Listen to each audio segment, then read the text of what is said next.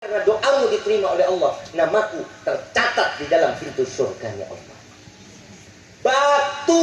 Batu masih nangis bersyukur kepada Allah. Yang nggak punya hati, nggak punya akal, masa kita kalah sama batu?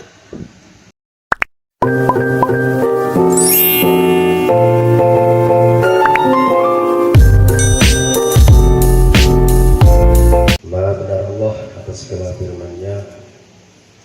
Matur suwun sangat kepada Ustaz Abdul Salam atas pembacaan ayat suci Al-Quran. Mudah-mudahan kelak yaumul qiyamah kita mendapatkan syafaatul ummah, amin ya rabbal alamin. Acara selanjutnya yaitu sambutan tunggal karena acaranya sudah malam. Akan puja syukur kehadirat Allah Subhanahu wa taala yang selalu memberikan rezeki kepada kita sekalian, dan alhamdulillah kita sekarang pada malam hari ini bisa berkumpul, bermuajahah, mendengarkan tausiah insyaallah yang akan ditausiahkan oleh Habib Rifki Alaidrus, dan mudah-mudahan hadirin hadirat sekalian bisa mendengarkan secara cermat dan bisa dilakoni setiap dinane. Salawat bersalam, marilah kita bersama-sama selalu kita kumandangkan, kita junjungan kepada junjungan kita Nabi besar Muhammad sallallahu alaihi wasallam. Dan mudah-mudahan kita semua diakui sebagai umatnya beliau dan mendapatkan syafaat di akhirat kelak nanti. Amin amin ya rabbal alamin. Yes, karena waktu ini bengi, sambutannya ada sesuai. Saya atas nama pemerintahan Desa Kalimukti mengucapkan selamat kepada Mas Slamet Effendi serta Siti Nur Wulandari. Selamat telah melangsungkan pernikahan, dan mudah-mudahan pernikahan tersebut menjadi pernikahan yang selama-lamanya, menjadi keluarga yang sakinah, mawaddah, warahmah, dan diberi keturunan yang soleh, solehah, yang selalu mendoakan orang tuanya. Jadi supaya orang rugi dunia akhirat, doakan anak-anaknya soleh, solehah. Tujuan urip cuman siji, nih bekal akhirat nanti anaknya bisa dongane wo tuane. Jadi ini kan sing paling teka donga supaya anak-anaknya menjadi soleh soleha. Dan ketika anaknya soleh soleha, berarti orang tersebut menjadi orang yang beruntung. Dan untuk itu saya mengharapkan kepada semua warga Desa Kalimukti, mudah-mudahan mendapat jodoh yang soleh solehah, dan mudah-mudahan Mbak Siti Nur Wulandari mendapat jodoh Mas Slamet Effendi, ataupun sebaliknya menjadi jodoh yang sakinah, mawaddah, warahmah. Demikian sambutan dari saya, karena waktunya sudah malam, nggak boleh lama-lama katanya. Akhirul kalam, wassalamualaikum warahmatullahi wabarakatuh. Allahumma shalli wa sallim wa barik ala sayyidina Muhammad.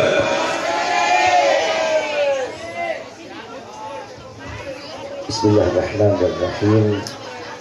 Assalamualaikum warahmatullahi wabarakatuh. Yang sama kita muliakan dan kita hormati para alim ulama, para kiai, para sesepuh, para tokoh masyarakat yang selalu kita harapkan doa serta keberkahannya. Ya insya Allah, mudah-mudahan Allah panjangkan umur, sehat afiah, diberkahkan kehidupan dunia wal akhirah.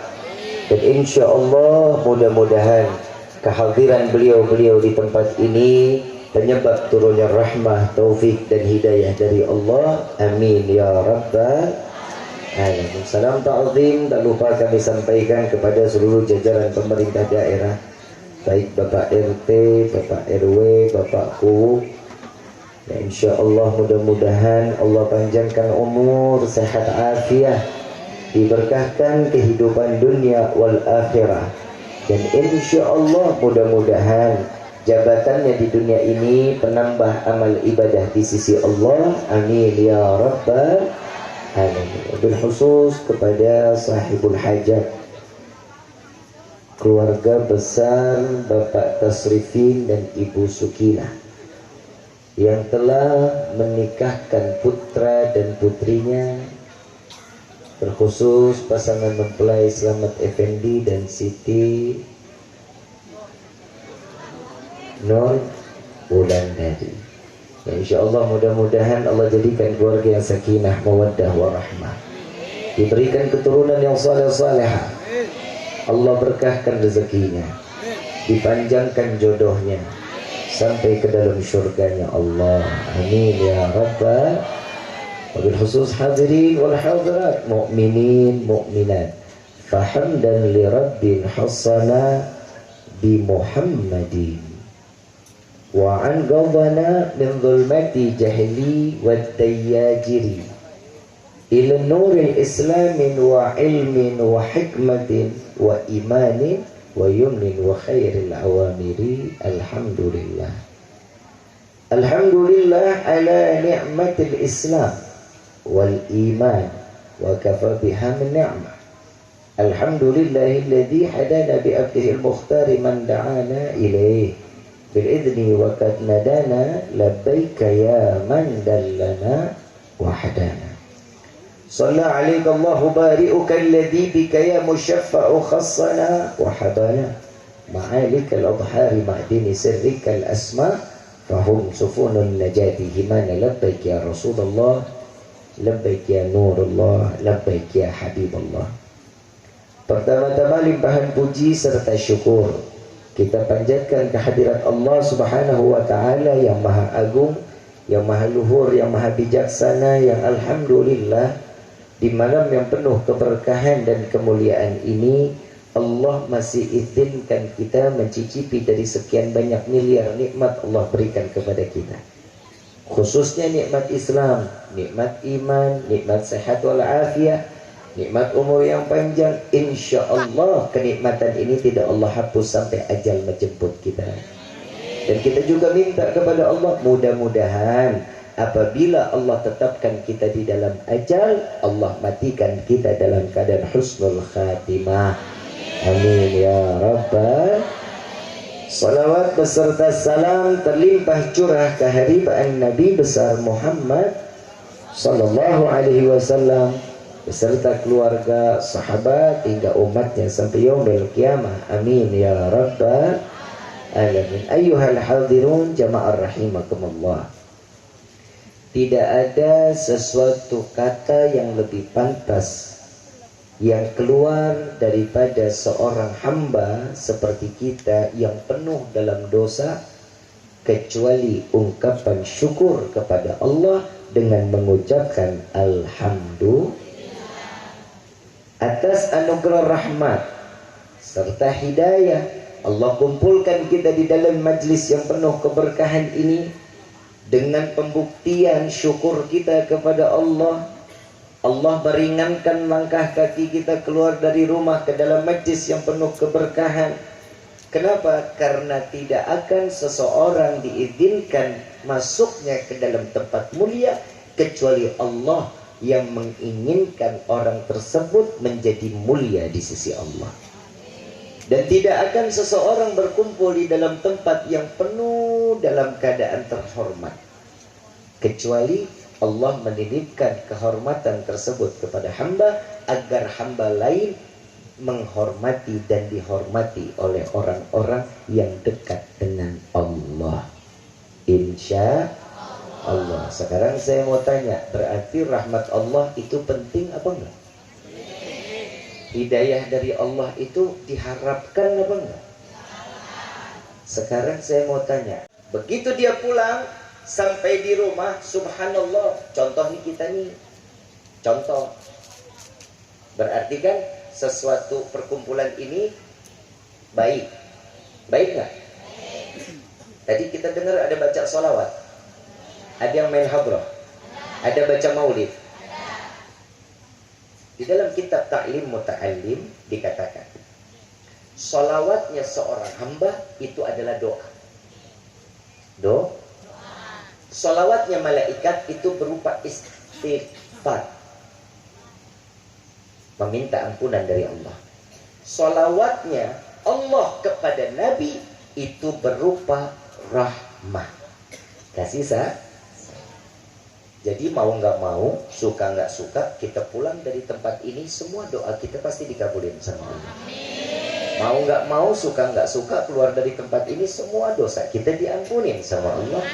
Mau nggak mau, suka nggak suka, pulang keluar dari tempat ini, Allah berikan kita rahmat, Allah siramkan rahmat di dalam hati kita, sehingga kita mendapatkan hidayah dari Allah. Senang apa enggak? Datang ke sini padahal kan bawa dosa. Pulang dikembalikan suci surga. Sekarang saya mau tanya, tadi orang yang datang ke dalam majlis ini berarti dosanya diampunin ya, mendapat rahmat Allah ya, doanya dikabulin kan? Allahumma, kita pulang sampai di rumah ternyata malaikat maut lagi ngopi, kali gitu. Kira-kira pulang apa enggak? Nah, ini letak masalahnya di dalam hidup kita. Manusia itu tempatnya ingin mencari satu nikmat, kesenangan, tapi nggak mau susah. Sadar nggak sih? Manusia itu nyarinya kesenangan, sedangkan dunia tempat capek. Dunia tempat sholat 5 waktu, capek apa enggak? Capek, bohong kalau bilang enggak mah. Bohong. Jujur saya, ada yang bilang, Bib sholat 5 waktu enggak capek, bohong. Lagi enak tidur, harus bangun subuh-subuh, pegang air dingin. Kalau lagi ngantuk-ngantuk, suruh berdiri tegak. Lagi enak kerja, mau makan siang, ketemu azan zuhur, harus kerja, harus sholat. Selesai sholat baru istirahat, datang lagi asar.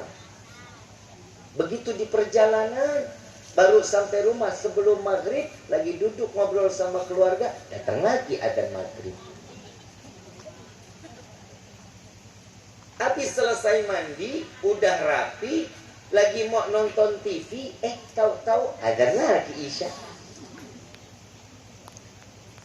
Belum yang sunnah, qabliyah, ba'diyah, Quran, ratib, zikir. Ini belum. Baru sholatnya aja kita ngerasa capek. Saya mau tanya lagi, Bu, Ibu, manusia yang paling hebat itu kan perempuan. Sombong. Jujur Pak, perempuan itu manusia paling hebat, bisa hamil 9 bulan ditaruh di dalam kandungan, nggak ngeluh. Tapi jarang sih yang nggak ngeluh. Hampir rata-rata mah ngeluh, pinggang sakit, tidur nggak enak, sesek, kan begitu ya. Makanya surga jadi buat telapak kaki, laki apa perempuan? Perempuan. Itu keistimewaannya. Yang paling capek hidup di dunia siapa?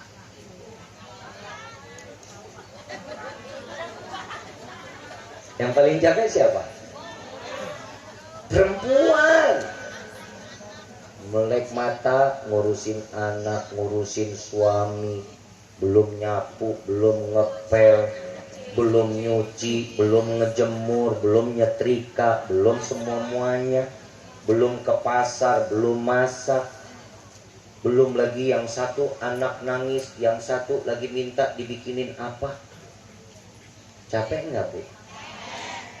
Ngurusin suami, dari melek mata, kasih makanan, siapin bajunya, anterin sampai ke depan. Capek nggak, Bu?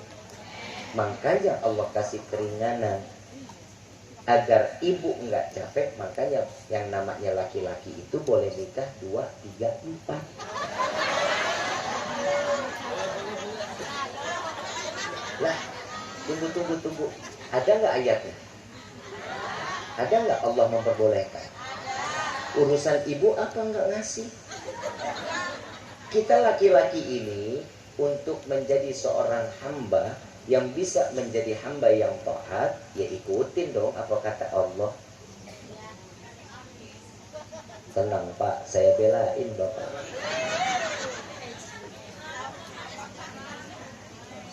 Bu, dunia ini tempatnya mau nggak capek? Baik. Betul nggak?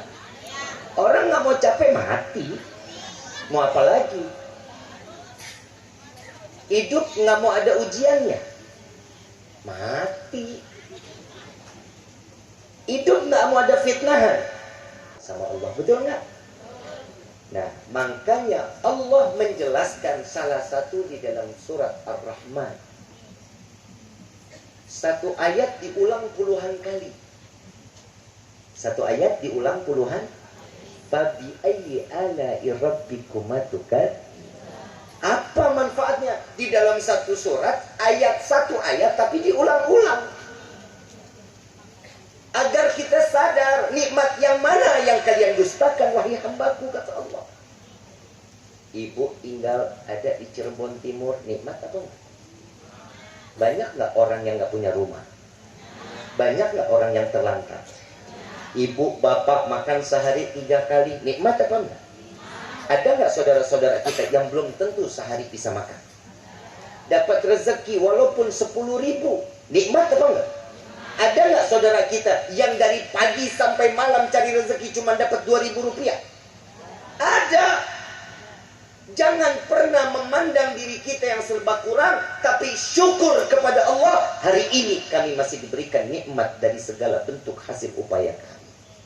Ini yang kita harus sadari. Kenapa? Allah ini tidak akan pernah membuat setiap hamba menjadi orang yang akan tidak mendapatkan kenikmatan. Pasti Allah kasih, tapi kita nggak sadar. Yang paling banyak nuntut di dalam hidup kita laki apa perempuan? Jawab yang jujur, giliran perempuan jawabnya pada males banget. Ayo, laki apa perempuan? Apa alasannya? Karena semuanya serba kurang di matanya. Sedangkan seorang suami, haknya adalah haknya seorang suami itu mendapatkan perhatian dari setiap istri. Udah perhatian belum? Udah, kalau masalah ini ibu nggak usah jawab, saya nanya aja sama bapak. Karena bapak orang terjujur hari ini. Pak, bapak, diperhatiin istri nggak? Ya lah, di sini mah, di sini rata-rata suami solehah berarti. Istrinya istri soleh. Ditanya jawabnya dalam hati. Bu, ini buat pengantin A. Ini rumah AA ya A. Iya kan lu tinggalnya di sini. Ajakin berantem aja lu mah. Tapi udah punya rumah A. Alhamdulillah belum.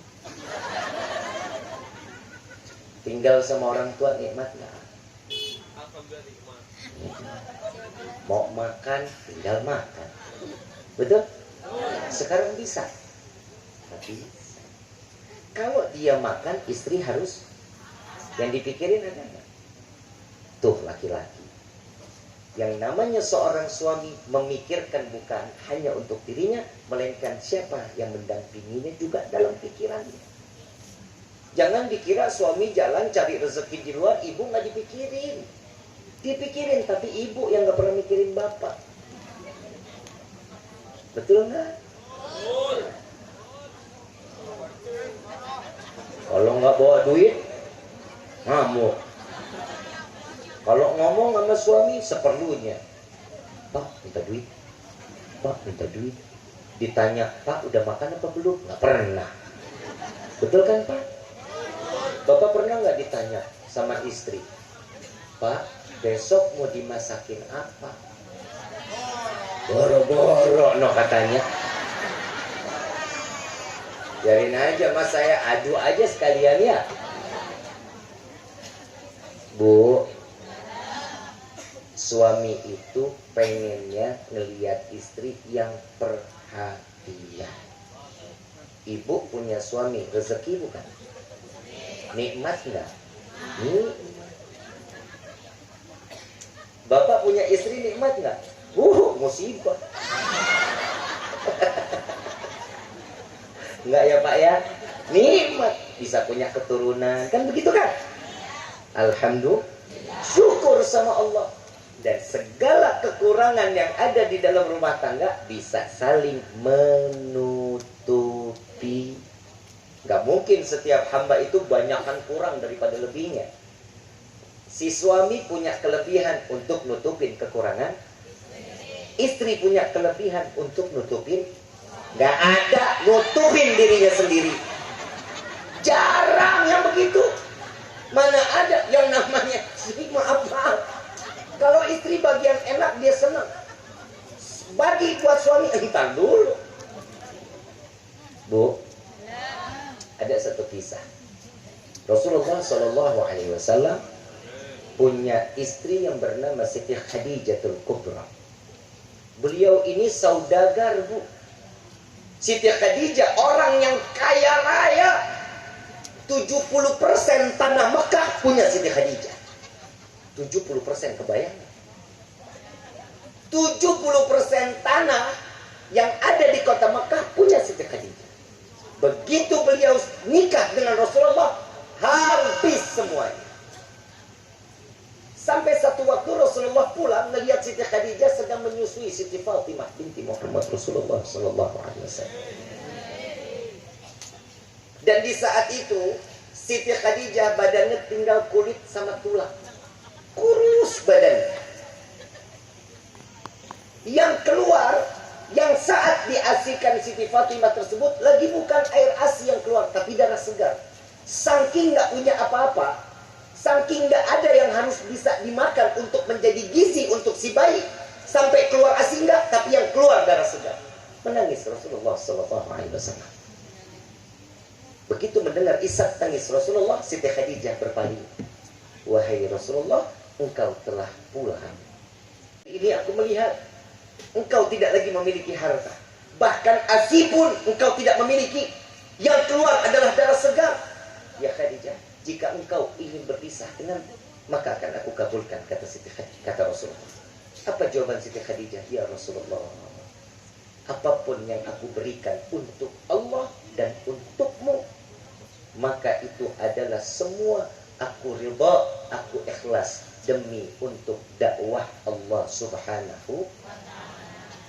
Dan ya Rasulullah, yang harus kau ketahui, sampai jikalau engkau ingin berdakwah harus melintasi lautan, jika engkau tidak memiliki rakit, dan jika aku yang mati lebih dulu, bongkar kuburanku, ambil tulang belulangku, ikatlah jadikan rakit agar engkau dapat melintasi lautan.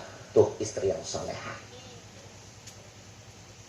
redha, ikhlas sampai tulangnya untuk menjadi satu rakitan, untuk menjadi rakit agar beliau Rasulullah bisa melintasi lautan sampai ke medan di mana beliau dapat berdakwah. Itu istri yang salehah. Beda nggak sama istri sekarang, Pak? Nggak ada sekarang yang begitu. Betul? Maaf, saya nggak ngecilin perempuan zaman sekarang, bukan. Kenapa? Ya lebih, itu kan dulu. Sekarang saya mau tanya, ibu yang menyusui saat ini masih keluar asi nggak? Masih ada yang dimakan nggak? Ada tempat untuk berteduh nggak? Tidur di kasur nggak? Lebih baik mana? Zaman dulu sama yang sekarang? Sekarang jauh lebih baik. Tapi syukurnya, kenapa orang-orang terdahulu lebih syukur dibanding kita yang sekarang? Karena kenikmatan tersebut tidak lagi pernah dipandang oleh setiap hamba.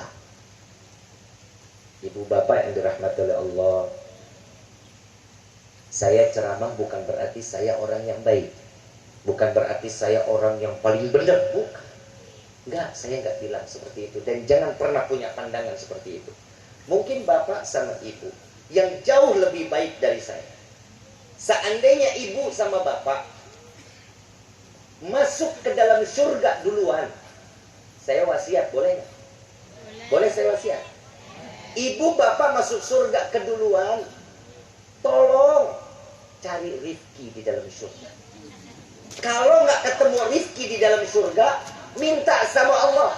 Kali Rifki ada di neraka, minta ambil tangan, masukkan Rifki sama-sama ke dalam surga. Insya jangan dilihat orang itu dari casingnya.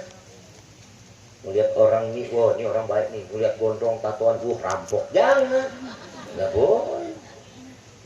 Justru mereka yang bisa lebih taat dibanding kita. Jujur. Saya punya teman-teman banyak yang seperti itu. Banyak, luar biasa. Dan sholatnya bukan main. Baca Qur'annya mau banget. Kita baca Qur'an itu juga Ramadan hari pertama. Betul nggak? 1 hari, 2 hari, 3 hari masih oke. Selanjutnya repot. Cari duit buat beli baju lebaran. Puasa kagak, lebaran ikut. Betul nggak? Manusia itu kadang puasanya kayak model beduk, tahu beduk? Depan rapat, tengah bolong, belakang bolong.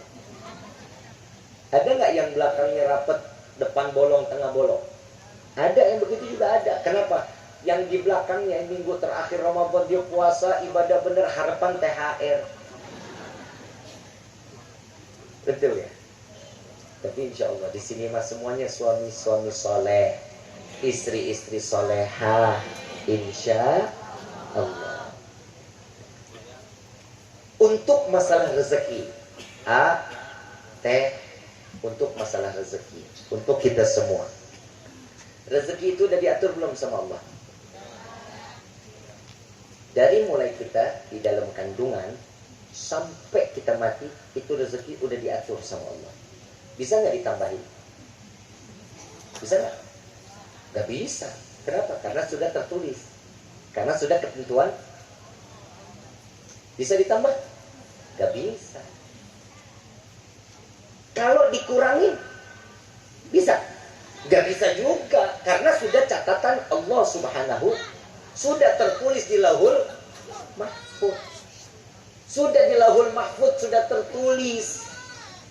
Kalau sudah tertulis di Lauhul Mahfuz, berarti sudah tidak ada yang lagi bisa dirubah. Kenapa? Karena itu adalah takdir yang ditentukan oleh Allah.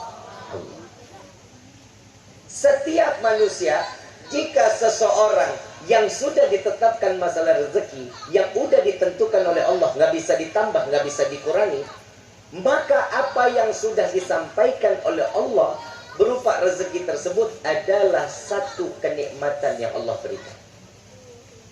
Paham? Paham? Lihatnya ke sini aja, nggak usah ke sana-sana. Sini aja. Paham? Mudah-mudahan Allah kasih kesehatan. Ya, ini nggak sama Allah. Udah fokusnya ke sini aja. Terusin kan nih? Kalau mau diterusin saya minta difokus. Kalau nggak mau terusin nggak apa-apa, fokusnya ke tempat lain aja.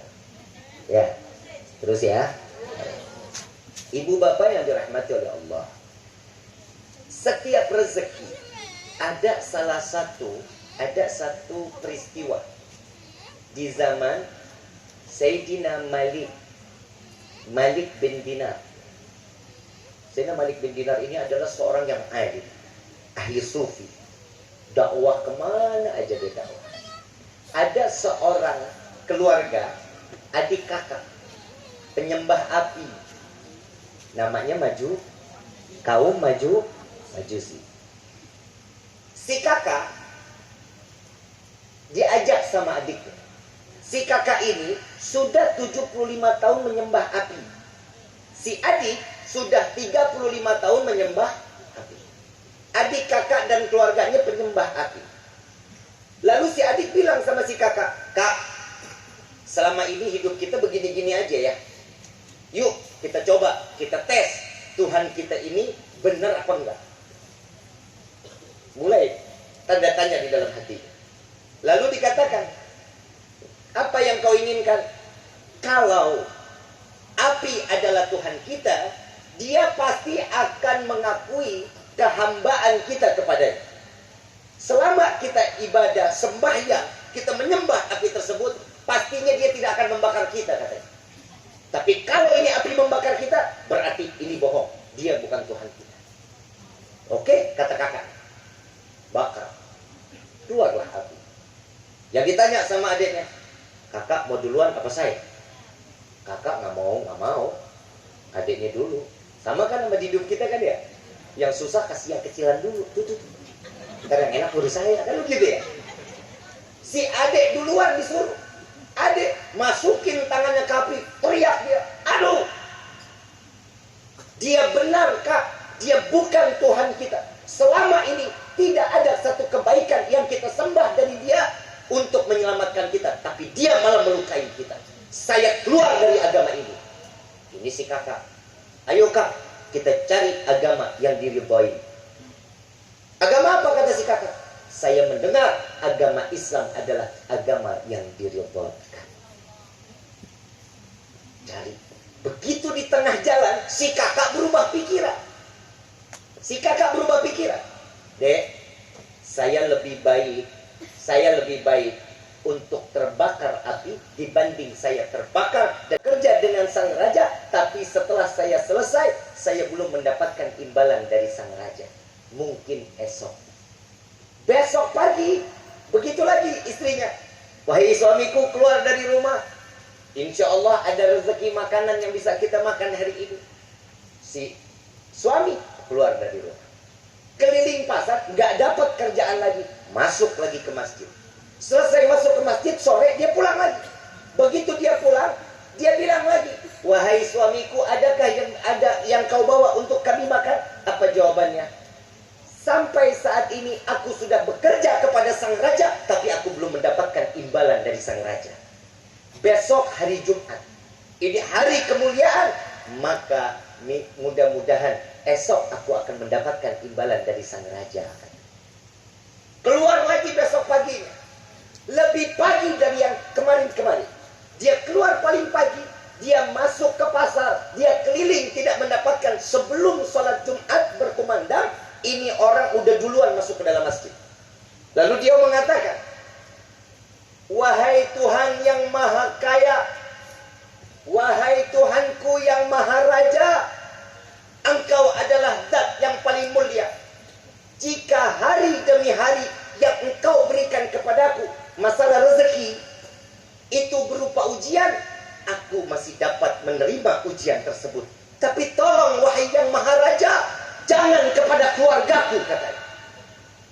"Anak istriku ini baru masuk Islam. Jangan kau uji yang begitu besar, karena mereka tidak akan sanggup. Aku khawatir hatinya berbalik untuk tidak lagi pernah menyembah kepada."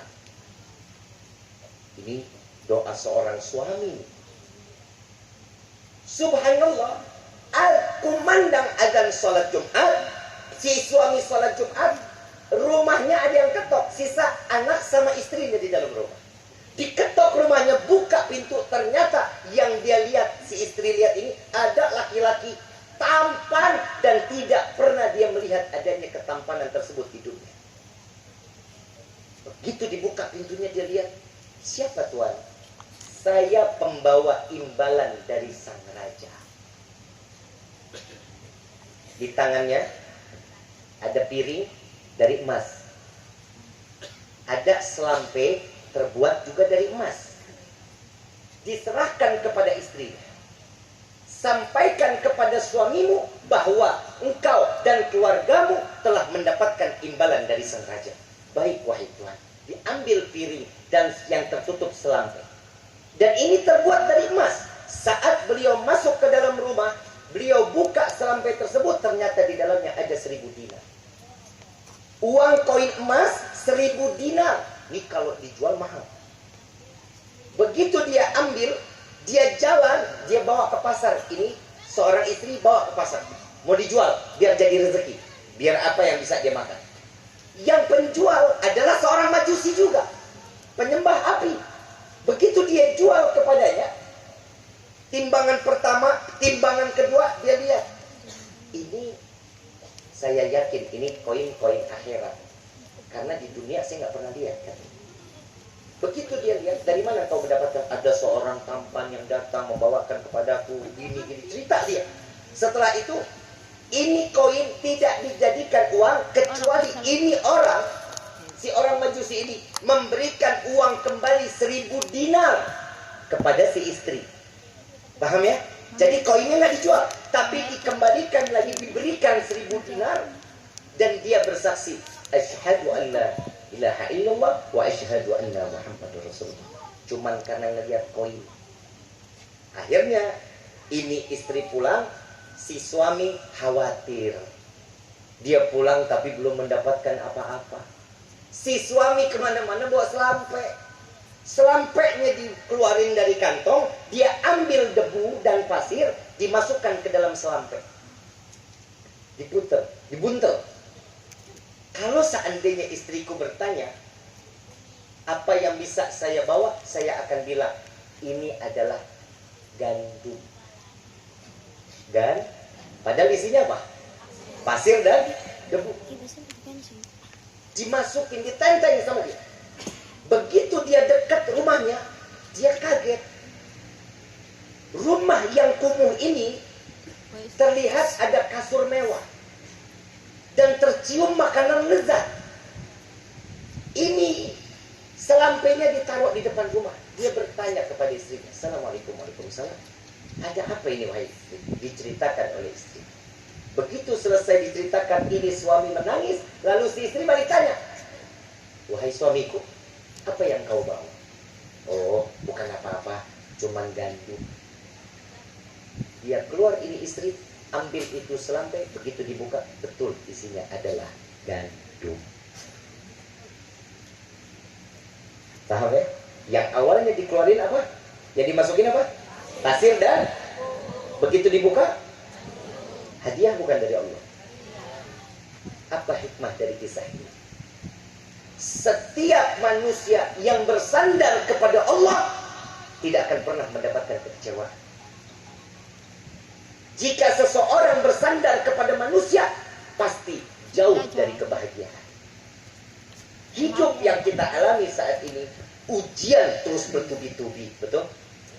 Di dalam hal apapun masalah rezeki, Allah abadikan di dalam Al-Quran, fa inna ma'al usri yusran, inna ma'al. Setiap kesulitan pasti ada kemudahan. Percaya apa enggak? Cuman satu yang Allah minta sama kita hadirin. Tidak Allah ciptakan jin dan manusia kecuali beribadah kepada Allah. Untuk beribadah. Allah cuma minta kita satu, ibadah. Lepas itu mau diterima, mau enggak, urusan Allah. Urusan kita apa? Ibadah. Karena kita mengaku seorang hamba. Sekarang saya tanya, kita ini hamba Allah apa bukan? Kita ini hamba Allah apa bukan? Kata siapa? Ayo jawab. Kata siapa? Karena diri sendiri kan yang ngomong. Ngerasa kita adalah seorang. Tahu nggak siapa yang dikatakan hamba oleh Allah? Di dalam surat Al-Isra ayat pertama, Subhanalladzi asra bi'abdihi lailan minal masjidil haram ilal masjidil aqsa alladzi barakna haulahu linuriyahu min ayatina innahu huwas samiul basir. Maha suci Allah yang memperjalankan seorang hamba. Siapa dia? Siapa dia? Rasulullah sallallahu alaihi wasallam. Yang Allah abadikan adalah seorang hamba, yang disebut seorang hamba adalah Nabiuna Muhammad sallallahu alaihi wasallam. Definisi seorang hamba menjalankan perintah Allah, menjauhkan larangan. Kalau kita menjauhkan perintah Allah, menjalankan larangan, itu kita. Betul nggak? Bagaimana caranya? Tubna ilallah. Taubatlah kita kepada Allah. Segala perbuatan di dalam kehidupan semua Allah sudah jamin. Jangan pernah khawatir. Apapun di dalam hidup kita pasti ada jaminan dari Allah. Nabi Muhammad SAW jika mau kaya, jika Nabi Muhammad kaya ini minta kaya, gunung Uhud mau dijadiin emas. Tapi apa jawaban Allah? Jawaban Nabi, saya tidak menginginkan jadi orang yang kaya raya atau lagi seorang raja, tapi saya ingin menjadi seorang hamba. Kenapa Rasulullah ingin menjadi seorang hamba? Karena Nabi SAW beliau adalah seseorang yang sadar bahwa dirinya seorang hamba dan terus menerus syukur kepada Allah. Apa buktinya? Ada satu riwayat. Ini kita pinjam berapa nih? Hah? 9 pagi. Mau duha bareng kita. Sabo. Ada satu kisah di mana Nabi Muhammad SAW datang malam giliran ke rumah Siti Aisyah radhiyallahu anha warḍaha. Siti Aisyah istri Rasulullah yang paling muda. Betul ya? Yang paling panggilannya apa? Panggilannya apa? Ya Humairah. Yang pipinya kemerah-merah. Tuh Pak, dengar A panggil Neng siapa A? Manggil Neng siapa? Enggak, bohong. Tadi lu bilang nama. Kadang nama, kadang sayang, kadang beb. Enek. Sudah pacaran siapa?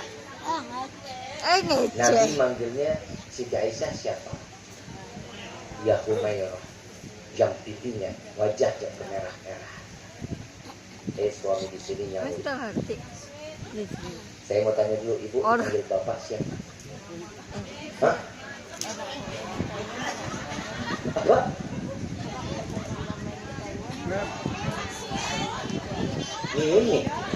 Mimi Jojo. Hah? Bukan Ibu Nabudak.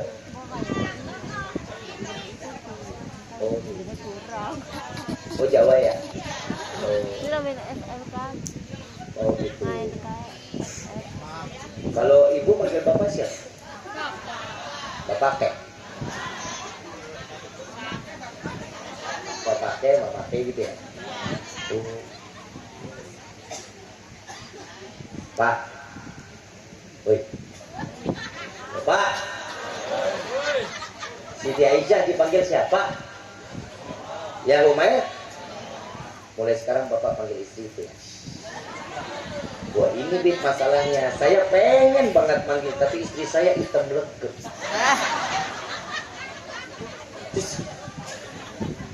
Ya kan bisa diganti, sweetie, manis. Kan bisa kan? Jangan udah tahu kurang putih dipanggilnya tem bikin kopi tem. Datang satu malam Rasulullah giliran datangnya ke rumah Siti Aisyah radhiyallahu anha warḍaha. Ini peristiwa karena ada dua sahabat Rasulullah yang merindukan Nabi Muhammad yang sudah beberapa lama sudah meninggal dunia. Ini dua sahabat datang kepada Siti Aisyah, diketok rumahnya. Ya Aisyah, khabirni, kabarkan kepada kami apa yang telah Nabi lakukan sedangkan kami tidak mengetahui. Apa jawabannya? Datang satu malam Rasulullah giliran datangnya ke rumahku. Dan Siti Aisyah mulai menangis saat itu.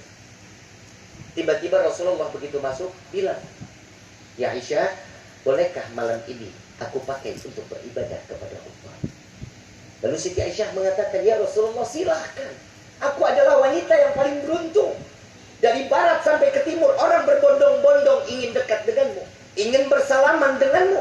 Namun malam ini Allah kirimkan engkau untuk diriku. Jika engkau dipakai untuk buat malam ini buat dipakai untuk beribadah, silahkan ya Rasulullah. Singkat cerita, Rasulullah bangkit, ambil wudhu, Nabi sholat 2 rakaat. Setelah 2 rakaat salam, bangkit lagi, sholat lagi 2 rakaat. Terus aja sampai tiba-tiba muadzin Bilal bin Rabah mengumandangkan as-salatu khairum minan naum. Nabi berhenti dari sholat malamnya tersebut. Dari mulai awal malam sampai ingin subuh, Nabi pakai semuanya beribadah dan sholat tiada henti di hadapan Allah. Dan Siti Aisyah nggak sadar bahwa beliau ini bangun, ngelihat kerudungannya ini, nggak sempat ngelepas kerudung di depan seorang suami. Kerudungnya ini bisa diperes, keluar air karena derasnya air mata Siti Aisyah radhiyallahu anha melihat bagaimana tingkahnya Nabi Muhammad SAW. Lalu beliau bertanya, ya Rasulullah, apa yang membuatmu setiap gerakan sholatmu ada tangisan di dalamnya? Takbiratul ihram ada tangisan, dalam ruku ada tangisan, i'tidal ada tangisan, sujud engkau menangis. Apa yang membuatmu menangis ya Rasulullah? Apa jawaban seorang Nabi yang tidak ditempel dosa? Dan Nabi SAW mengatakan, ya Aisyah, tidakkah aku boleh menjadi hamba yang bersyukur kepada Allah? Nabi Muhammad yang megang kunci surga aja masih syukur sampai nangis. Sampai Rasulullah bercerita, dulu sebelum Allah jadikan aku terlahir ke dunia dari rahim ibuku, ada Nabi terdahulu melewati tanah lapang, gurun. Beliau melihat ada satu batu yang mengeluarkan, batu kecil mengeluarkan air cukup deras.